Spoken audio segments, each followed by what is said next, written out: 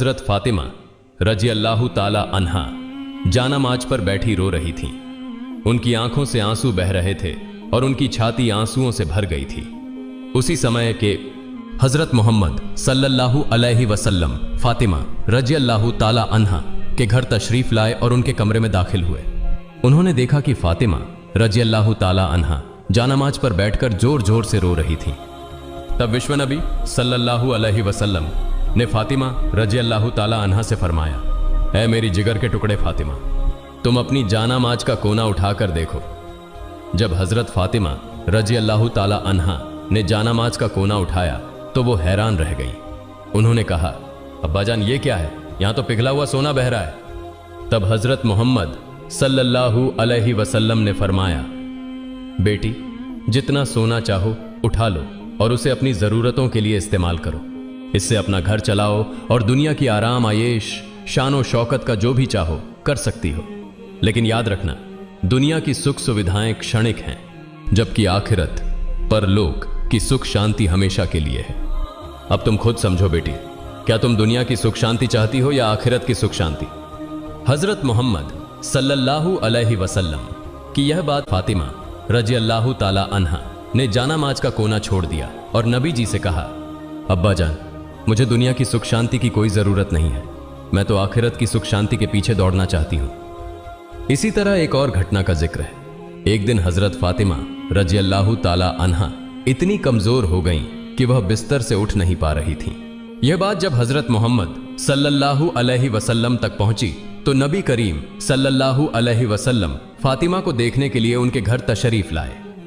नबी करीम सल्लल्लाहु अलैहि वसल्लम फातिमा के दरवाजे पर पहुंचे और उन्हें आवाज देने लगे, लेकिन अंदर से कोई आवाज नहीं आ रही थी। विश्व नबी सल्लल्लाहु अलैहि वसल्लम ने फिर से पुकारा, लेकिन अंदर से कोई जवाब नहीं आया। तीसरी बार जब नबी करीम सल्लल्लाहु अलैहि वसल्लम ने फातिमा रजी अल्लाह ताला अन्हा को पुकारा, तब अंदर से हजरत फातिमा रजी अल्लाह ताला अन्हा ने जवाब दिया, अब्बा मैं दरवाजा कैसे खोलूं? मेरे पास सिर्फ एक छोटी सी चादर है। अगर मैं इसे पैरों की तरफ खींचती हूं तो सिर का हिस्सा खुला रह जाता है, और अगर सिर की तरफ खींचती हूं तो पैर खुल जाते हैं। तब विश्व नबी सल्लल्लाहु अलैहि वसल्लम ने दरवाजे के बाहर से अपना रूमाल निकाला और दरवाजे की दरार से अंदर भेजा। उन्होंने फातिमा से कहा, बेटी मेरा रूमाल सिर पर रख लो और दरवाजा खोलो। फातिमा रजी अल्लाह ताला अन्हा ने रूमाल सिर पर रखकर दरवाजा खोला। जब नबी करीम सल्लल्लाहु अलैहि अंदर गए तो देखा कि हजरत फातिमा का चेहरा मुरझाया हुआ था। नबी जी ने फातिमा से पूछा, बेटी तुम्हें क्या बीमारी हो गई है? हजरत फातिमा रजी अल्लाह ताला अन्हा ने जवाब दिया, अब्बा कई दिनों से भूखी हूं, भूख और सिरदर्द की वजह से मैं बहुत कमजोर हो गई हूं। यह सुनकर नबी करीम सल्लल्लाहु अलैहि वसल्लम ने कहा, बेटी मैं भी 3 दिनों से उपवास कर रहा हूं। हालांकि मैं अल्लाह के नजदीक तुमसे भी ज्यादा प्रिय हूं।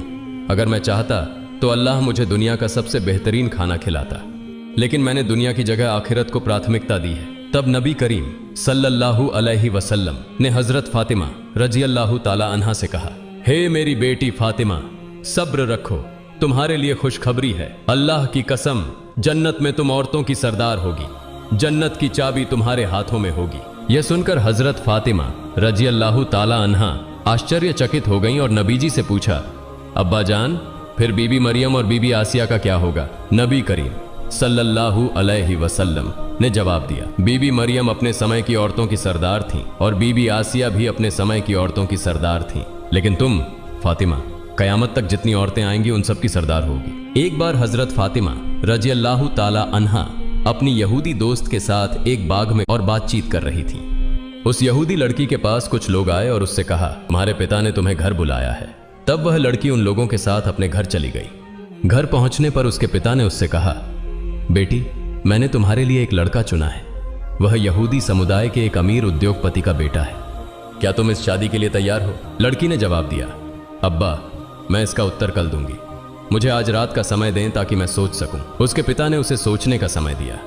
लड़की ने समय लेकर बिना इधर उधर देखे दौड़कर हजरत फातिमा रजी अल्लाह ताला अन्हा के पास चली गई। लड़की ने हजरत फातिमा रजी अल्लाह ताला अन्हा के पास पहुंचकर कहा, बहन हमारी 12 साल की दोस्ती है, इस लंबे समय में तुमने मुझे कभी गलत सलाह नहीं दी। मुझे उम्मीद है कि आज भी तुम मुझे कोई गलत सलाह नहीं दोगी। मेरे पिता ने मेरे लिए एक लड़का चुना है जो यहूदी समुदाय के एक बड़े उद्योगपति का बेटा है। मेरे पिता चाहते हैं कि मेरी शादी उस लड़के से हो। अब तुम बताओ मुझे क्या करना चाहिए। यह सुनकर हजरत फातिमा रजी अल्लाह ताला अन्हा ने उस लड़की से कहा, हे बहन, चूंकि तुम्हारे पिता ने उस लड़के के साथ तुम्हारी शादी तय की है और वह चाहते हैं कि तुम्हारी शादी उस लड़के से हो, इसलिए तुम्हें शादी के लिए राजी हो जाना चाहिए। तब उस लड़की ने हजरत फातिमा रजी अल्लाह ताला अन्हा से कहा, हे बहन, मैं शादी के लिए राजी हो सकती हूं, लेकिन एक शर्त है। शर्त यह है कि अगर तुम मेरी शादी में शामिल होती हो तभी मैं यह शादी करूंगी। तुम तो जानती हो कि मैं तुम्हें कितना प्यार करती हूं। यह सुनकर हजरत फातिमा रजी अल्लाह ताला अन्हा ने उस लड़की से कहा, तुम यहूदी हो और हम मुसलमान, और तुम जानती हो कि यहूदी मुसलमानों को बिल्कुल भी सहन नहीं कर सकते। अगर मैं तुम्हारी शादी में जाऊंगी तो मेरे पिता हजरत मोहम्मद सल्लल्लाहु अलैहि वसल्लम को मुस्लिम समुदाय के सामने सवालों का सामना करना पड़ेगा और लोग उनके बारे में मजाक बनाएंगे।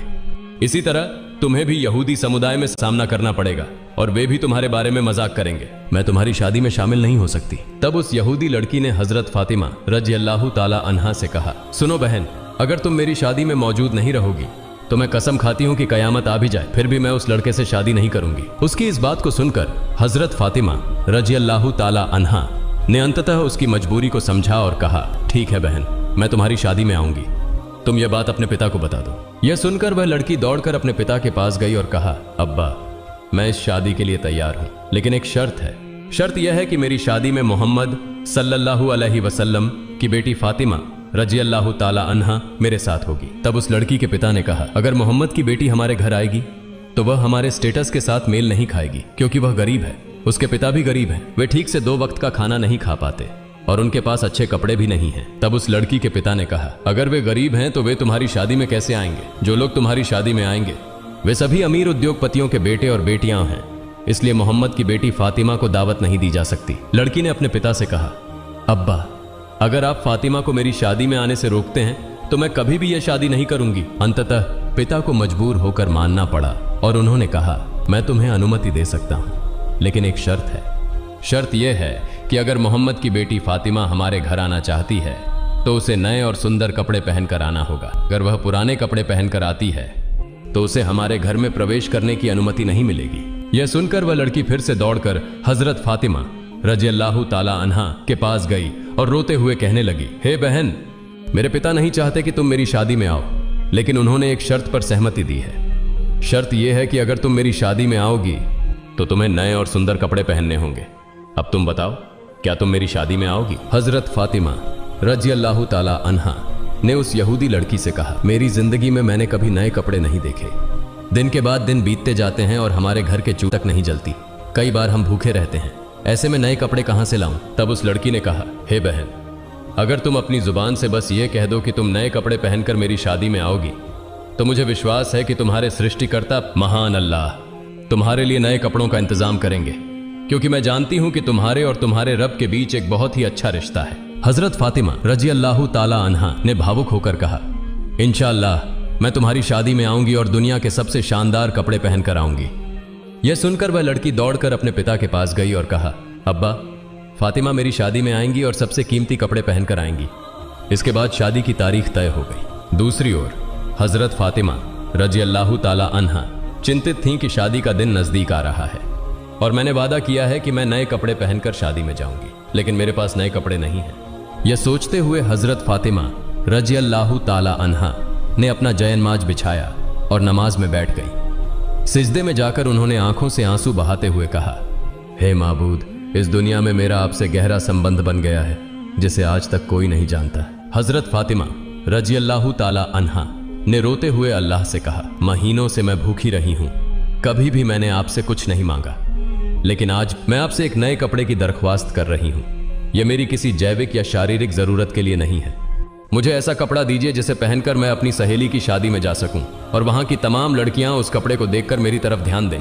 क्या आप मुझे एक नया कपड़ा देंगे? इस तरह हजरत फातिमा रजी अल्लाह अन्हा रोते रोते अल्लाह से दुआ कर रही थी। नमाज खत्म करने के बाद जब उन्होंने अपने घर के कोने में नजर डाली तो वहां 2 पैकेट रखे हुए देखे। यह देखकर वे भावुक हो गई। हजरत फातिमा रजी अल्लाह ताला अन्हा वह पैकेट लेकर रोते हुए हजरत मोहम्मद सल्लल्लाहु अलैहि वसल्लम के पास आईं और पूरी घटना बयान की। जब हजरत मोहम्मद सल्लल्लाहु अलैहि वसल्लम ने पैकेट को खोला तो उसमें से जन्नत की खुशबू आने लगी। तब हजरत मोहम्मद सल्लल्लाहु अलैहि वसल्लम ने फातिमा रजी अल्लाह ताला अन्हा को गले लगाकर उनके माथे को चूमा और कहा, यह कपड़ा तुम्हें कहां से मिला? बेटी, यह तो दुनिया का कपड़ा नहीं है, यह तो जन्नत का कपड़ा है। तुमने छिपकर अल्लाह से संबंध बनाया है। अल्लाह रब्बुल आलमीन तुमसे खुश हो गए हैं और तुम्हारी दुआ स्वीकार की है।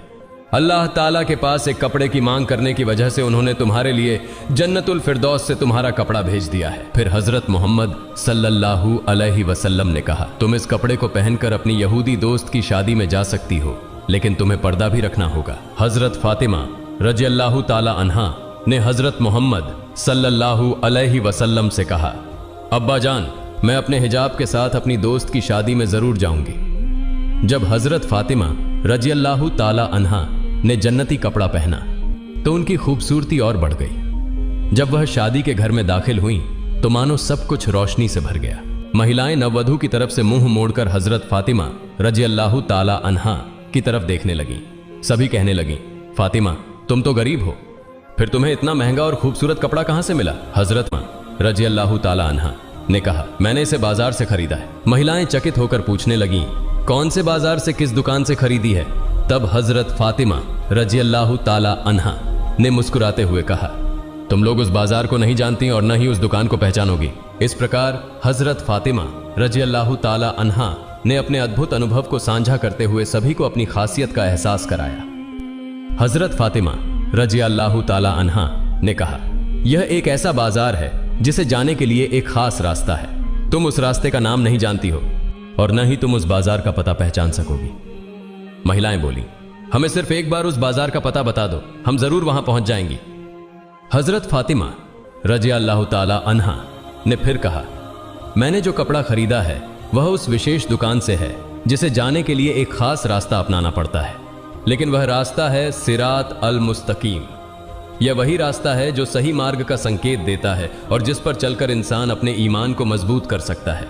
महिलाएं आश्चर्यचकित थीं और सोचने लगीं कि इस खास रास्ते की पहचान कैसे की जाए। हजरत फातिमा रजी अल्लाह ताला अन्हा ने कहा, इस रास्ते के लिए मेरे पिता हजरत मोहम्मद सल्लल्लाहु अलैहि वसल्लम हमेशा इस्लाम के प्रचार में लगे रहते हैं। यह वही रास्ता है जिसके लिए मेरे पिता ताइफ की जमीन बार जख्मी हुए थे। इसका नाम है सिरात अल मुस्तकीम। अगर तुम इस रास्ते पर चलोगी तो तुम सही मायने में उस बाजार तक पहुंच सकोगी। जाते जाते एक बाजार पाओगी, उस बाजार का नाम है जन्नत, और उस बाजार में एक दुकान है, उस दुकान का नाम है जन्नातुल फिरदौस। वही दुकान का मालिक है जिसने मुझे यह कपड़ा दिया है। महिलाएं इस कपड़े को पाने के लिए इतनी बेताब हो गईं कि उनमें से एक बोली, फातिमा, हम उस दुकान के मालिक के पास जाना चाहती हैं, तुम हमें वहां ले चलो। जवाब में हजरत फातिमा रजी अल्लाह ताला अन्हा ने कहा, उस दुकान के मालिक के पास जाने के लिए तुम्हें एक वाक्य पढ़ना होगा। क्या तुम वह वाक्य पढ़ सकती हो? सभी महिलाएं एक साथ बोली, हाँ हम पढ़ेंगे, तुम हमें बताओ वह वाक्य क्या है। तब हजरत फातिमा रजी अल्लाह ताला अन्हा ने उन्हें बताया, वह वाक्य है, ला इलाहा इल्लल्लाहु मुहम्मदुर रसूलुल्लाह सल्लल्लाहु अलैहि वसल्लम। फिर वहां की सारी महिलाएं कलिमा पढ़कर हो गईं। सुभाना अल्लाह, सुभाना अल्लाह। एक बार उम्मे आयमान नाम की एक जैन महिला किसी काम के लिए हजरत फातिमा रजी अल्लाह ताला अन्हा के घर आती हैं। उम्मे आयमान हजरत फातिमा रजी अल्लाह ताला अन्हा के दरवाजे के पास आकर उन्हें बुलाने लगती हैं। उम्मे आयमान ने कई बार बुलाने के बाद भी अंदर से कोई जवाब नहीं आया, लेकिन फातिमा रजी अल्लाह ताला अन्हा के कमरे के भीतर रोटी के याता गेंद घुमाने की आवाज आ रही थी। तब उम्मे आयमान ने हजरत फातिमा रजी अल्लाह ताला अन्हा के कमरे की खिड़की से अंदर झांकते हुए देखा कि फातिमा रजी अल्लाह ताला अन्हा सो रही हैं, लेकिन उनके कमरे में रोटी का याता अपने आप घूम रहा था और एक महिला कोने में बैठकर तस्बीह पढ़ रही थी और एक और महिला हजरत हुसैन रजी अल्लाह ताला अन्हु को दुलार रही थी। उम्मे आयमान इस दृश्य को देखकर हैरान रह गईं। फिर हजरत फातिमा रजी अल्लाह ताला अन्हा के घर से बाहर निकलकर सीधे नबियों के सरदार हजरत मोहम्मद सल्लल्लाहु अलैहि वसल्लम के दरबार में पहुंच गई। उम्मे आयमान ने विश्व नबी के सामने सारी घटना बता दी। फिर विश्व नबी ने उम्मे आयमान से कहा, उम्मे आयमान, मेरी बेटी फातिमा याता घुमाते घुमाते थकी हुई अपनी देह के साथ सो गई थी। हालांकि तब भी उनका तस्बीह पढ़ना बाकी था और तेज गर्मी के कारण हुसैन रजी अल्लाह ताला अन्हु की नींद टूट गई थी।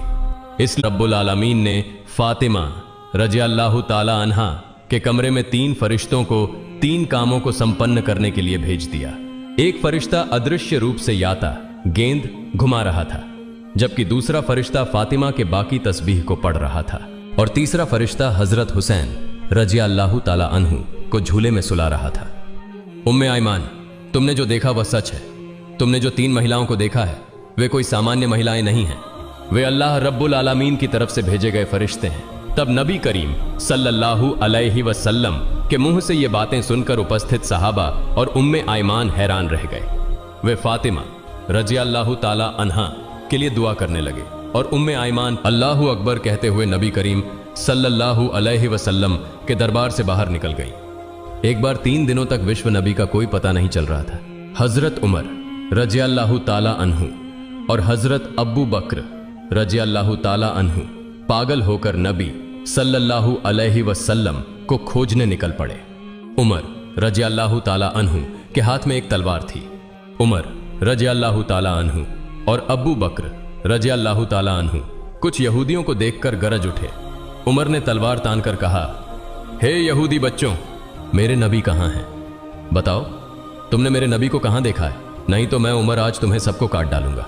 तब यहूदी बोलने लगे, हे उमर, विश्वास करो, हम तुम्हारे नबी को नहीं देख पाए हैं। फिर हजरत अब्बू बकर रज़ियल्लाहु ताला अन्हु ने उमर से कहा, उमर चलो हम आगे चलते हैं, वहां शायद कुछ रखाल मिल जाए। उनसे पूछने पर शायद हमें विश्व नबी का पता मिल सके। मन इसके बाद हजरत अब्बू बकर रज़ियल्लाहु ताला अन्हु और उमर रज़ियल्लाहु ताला अन्हु आगे की तरफ चलने लगे। कुछ दूर चलने के बाद वे एक पहाड़ के पास कुछ रखालों को देख पाए। अब्बू बकर रज़ियल्लाहु ताला अन्हु ने रखालों से पूछा, हे रखालों, क्या तुमने इस तरफ से हमारे धर्म के नबी को जाते हुए देखा है? तब रखालों में से एक ने जवाब दिया, हमने आज 3 दिनों से एक व्यक्ति को इस पहाड़ की गुफा में सिजदा में गिरकर देखा है। वह व्यक्ति आज 3 दिन से रो रहा है। उसकी रोने की आवाज सुनकर हमारे पशु पक्षी 3 दिनों से न तो घास खा रहे हैं और न ही पानी पी रहे हैं। पशुओं के दूध पीने वाले बच्चे उनकी अडर्स में मुंह नहीं लगा रहे हैं। भाई, तुम अपने आदमी को ले जाओ, नहीं तो हमारे पशु भूख प्यास से मर जाएंगे।